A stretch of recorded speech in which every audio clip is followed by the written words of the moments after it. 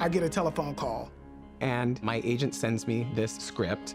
And the character breakdown for the character of Taylor Mason said non-binary. Hello, I'm Taylor.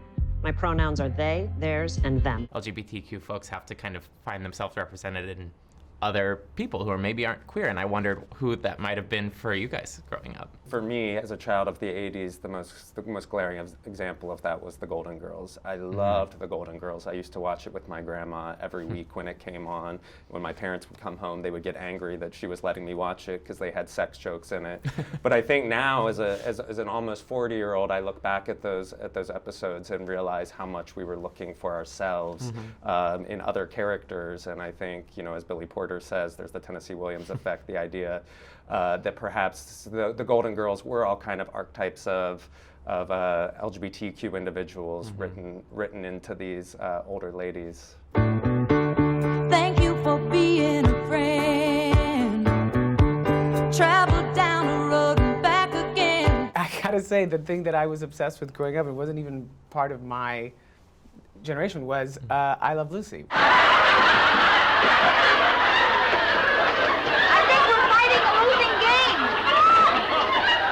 I loved that, her zaniness, I loved her independence, I loved her relationship with her best friend and how they played off of each other. There was something very camp about it, and I enjoyed that. That's the first thing that comes to mind. And you know, I was a big Norman Lear fan, so all of those All in the Families and Jefferson's reruns, you know, I think they helped form my political outlook. Yeah. The earliest representations were always people to be mocked. People who couldn't be just who they were. The truth is there was no LGBT presence on TV that I can remember.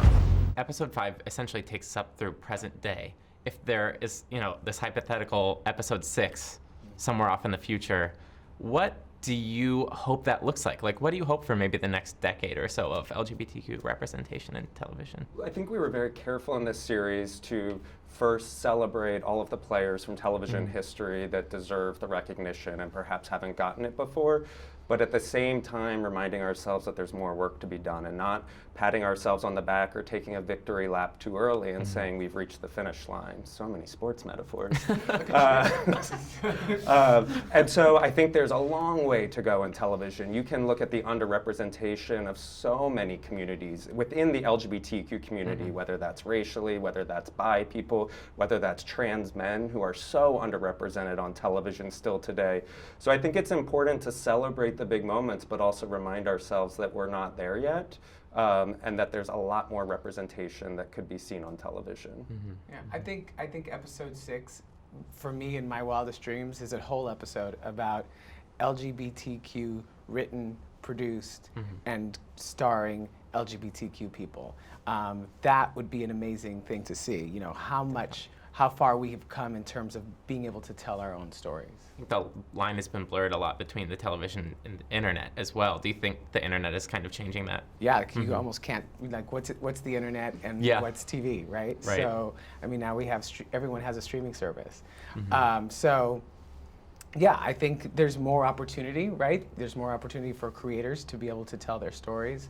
I think the internet gives you that ability, that opportunity. There's this idea, you know, with the larger media, sphere of media, that queer content is adult content or is only to be seen by a more mature audience. How can that change? Well, I'm on a little show called The Bravest Night on Hulu, which is for LGBTQ families. And I think that's where we lay the groundwork. We plant the seeds. Hi, Dad. There you are. Hi, Nia. Hi, Papa.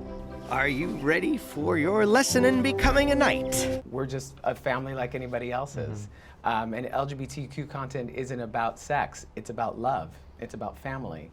The families we choose and the families we create. So perhaps children's television, PBS.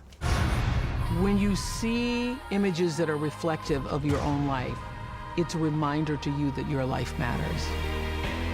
I didn't realize that I was the revolution that I was waiting for. I'll shout it out.